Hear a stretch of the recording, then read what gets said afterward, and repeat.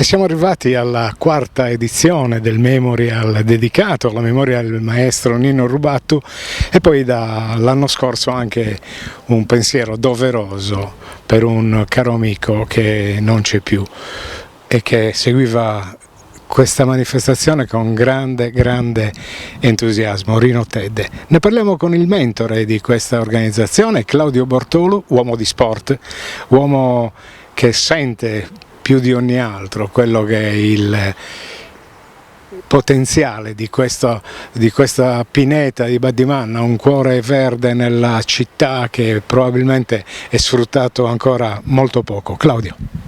Buongiorno a tutti. Allora sì, grazie intanto Ico per essere sempre presente negli anni.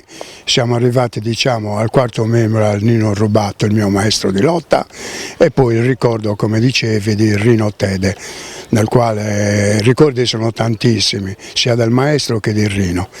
Niente, è il 1° giugno 2025, siamo qua tutti assieme, come tutti già questi anni qua, a organizzare un evento, primis con lo sport, poi con le associazioni, integrazione sociale, insomma un po' di tutto.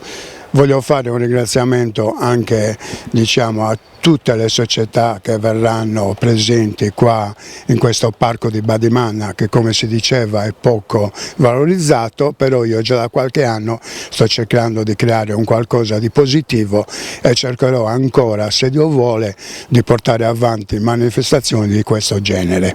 Non solo sport, non solo natura, ma come dicevi tu, socializzazione, apertura a quelle che sono le tematiche che legano tante associazioni che parteciperanno il 1° di giugno, ve lo ricordiamo, dalle ore 9:30 fino a tarda sera avrete la possibilità, amici ascoltatori naturalmente, di poter fruire di prove gratuite di qualsiasi sport vi possa venire in mente. Perché? Perché Sassari è una città ricchissima per quanto riguarda le società sportive, ma il fatto che si mettano a disposizione per far conoscere, specialmente ai più piccoli, quelle che sono le varie prospettive, credo che già di per sé valga la pena essere visitata. Sì, hai ragione, quest'anno improntiamo, come diciamo anche negli scorsi anni, però per i giovani, per i ragazzi, cercare di avvicinare sempre più allo sport.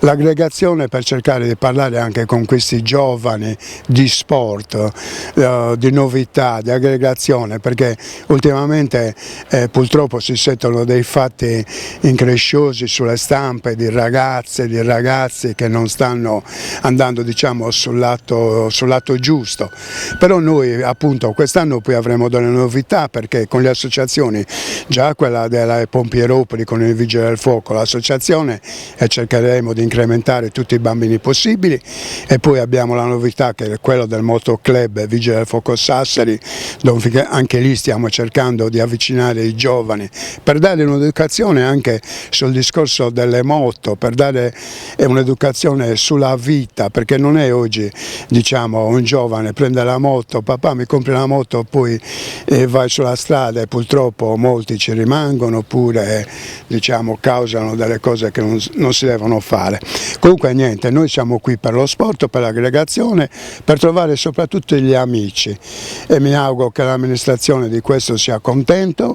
E poi quello che voglio ricordare, speriamo che le altre associazioni facciano anche loro un qualcosa in più per essere presenti qui al parco di Badimanna, perché non è solo Monterosello c'è, si possono fare tante altre giornate, open day, tutti assieme, con grosse partecipazioni, soprattutto degli sport che abbiamo sia qua nel quartiere che nell'intera città di Sassari.